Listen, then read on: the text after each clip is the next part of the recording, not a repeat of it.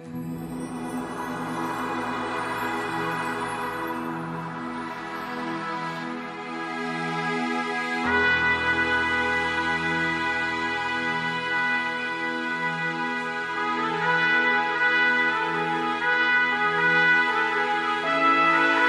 precisamente que la caridad se vive en los hechos. Predicamos muchas veces acerca de la caridad, pero ¿qué hacemos en verdad? Ese es el punto que nos ocupa precisamente. No he venido a tratar de agredir a nadie, es mi forma de ser. Pero vaya, tratamos de llevar un mensaje, tal vez esto suene a cierta desesperación, pero hay razones más que suficientes para tenerlo. Cuando invitamos a ustedes a ese retiro, a ese evento magno, en algún retiro de Guadalajara, del monasterio, les comentamos a un grupo de hermanos misioneros la necesidad de cerrar filas, la necesidad de intensificar el trabajo, porque los tiempos están sumamente viéndose muy peligrosos. El maestro alguna vez vaticinó que si la gnosis no se expandía en México, pronto tendría una revuelta social y regresaríamos al pasado, a una revolución de sangre y aguardiente, una revolución donde perdemos todos y ganan, como siempre, los altos intereses creados. Les comentaba pues a este grupo de hermanos misioneros que a lo largo y ancho de la frontera, quienes vengan de la frontera y hurgan un poquito, se van a dar cuenta que hay una serie de tiendas vendiendo armas. Muchas tiendas vendiendo armas, surtiendo al país de armamento. Y eso se torna muy delicado. Porque, señores, hay una gran desigualdad social en este país. Hay ricos, demasiado ricos, contamos con los ricos más grandes del mundo. El dueño de Sam's Club, por ejemplo, prestanombres de Salinas de Gortari, se clasificó en un momento como el hombre más rico del mundo. Entonces, esa desigualdad social se vive en extremos. También nos jalamos en el péndulo hacia el otro extremo. Tenemos una pobreza increíblemente delicada. Entonces, señores, habiendo armas en el país y habiendo tanta injusticia, habiendo tanta sinvergüenzada de verdad en el gobierno, hay mucha gente que no tiene nada que perder y sí, mucho que ganar a través de una lucha armada. Pero eso, si lo observamos concienzudamente, sería dar un gran paso para atrás, porque en su momento se requirió aquello.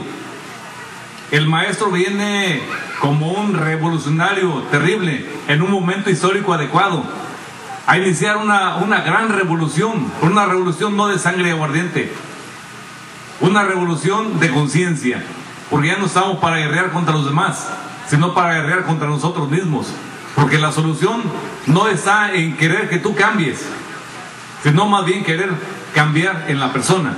Y en la medida que yo cambio como persona, posiblemente te animes también a dar un paso, pero ese es tu problema. Pero el hacer ese paso es un testimonio que te dará la confianza para dar ese paso, porque muchas veces por miedo, por inseguridad, no se anima a dar uno ese paso.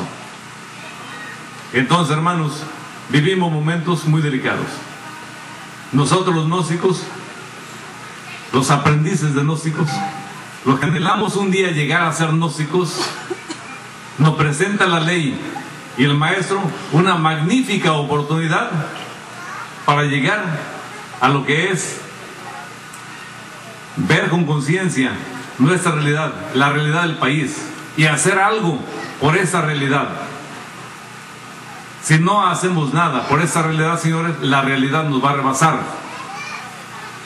Regularmente el sufrimiento mecánico de un individuo se da en virtud de que las circunstancias siempre lo rebasan. Y lo rebasan siempre porque tiene demasiada pereza.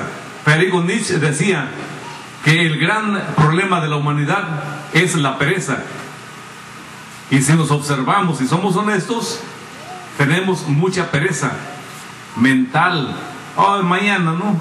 Luego, enseguida, ahí se va. postergamos todo para siempre, hacemos las cosas a medias. Hay encuestas que indican el famoso 80-20, y yo diría, se va arriba con el porcentaje del 20. 80 gentes que viven apapachados por la pereza, viven en el confort, viven en la comodidad y se hacen esclavos de la delicadeza. Se hace gente muy blanda, gente muy cómoda, gente que en la gnosis no va a funcionar, porque el maestro nos dice, necesitamos guerreros, gente templada, gente de carácter que esté dispuesta a pasar las más duras pruebas en bien de templar su propia conciencia. Un 20% de gente, dice la encuesta, da resultados óptimos, da resultados extraordinarios, da magníficos resultados. Ahora yo les diría, uno hace la diferencia. Uno hace la diferencia. Sacando por ejemplo un ejemplo común, en el tiempo de Maradona, su equipo gana porque precisamente Maradona hace la diferencia. Uno hace la diferencia, y si no vamos hacia adentro, uno debe hacer la diferencia hacia la parte interior. Pero en el momento en que uno se decida a hacer ese cambio, en el momento que uno se decida a desnudarse de cuerpo completo y verse en su propia realidad, ver su propia miseria interior y darse cuenta que en verdad podemos y tenemos la capacidad de hacer grandes cosas. Cuando uno se mira frente a frente con humildad, porque es el primer paso de ese conocimiento, tener humildad. Una gente que apapacha el orgullo, la soberbia, el engreimiento, no camina absolutamente a ningún lado, va hacia atrás. El primer requisito es tener humildad, y tener humildad significa tener el valor de vernos frente a frente tal cual somos y ver en nuestro propio interior tanta miseria que cargamos: pereza, lujuria, gula, ira, etcétera, etcétera, etcétera, un largo etcétera. Entonces, señores, uno hace la diferencia. Tenemos la oportunidad de que ese país ayude al mundo. Si no lo va a salvar como lo hacen los americanos con sus películas, pues al menos que ayudemos al mundo, y así lo estamos haciendo también.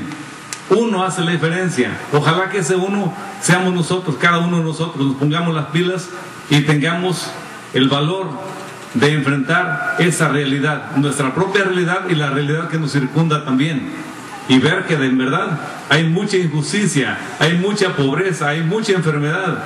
Vayan a un hospital y vean los hospitales cargados de gente y dependiendo de una opinión de un médico. Cuando psicológicamente está uno enfermo de tanta miseria interior, uno depende de los demás todo el tiempo.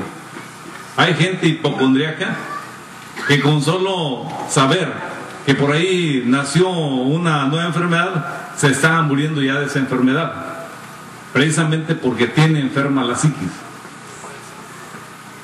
La influenza, un caso patético, terrible, que ha ocasionado precisamente una crisis virtual en el mundo. Ese asunto de la influenza lleva precisamente a darnos una idea de lo que es este dicho popular en México: a río revuelto, ganancia de pescadores. Hay grandes pescadores, grandes intereses económicos que dicen: a mí me interesa hacer una revuelta de ese tipo, porque la especulación me deja grandes ganancias.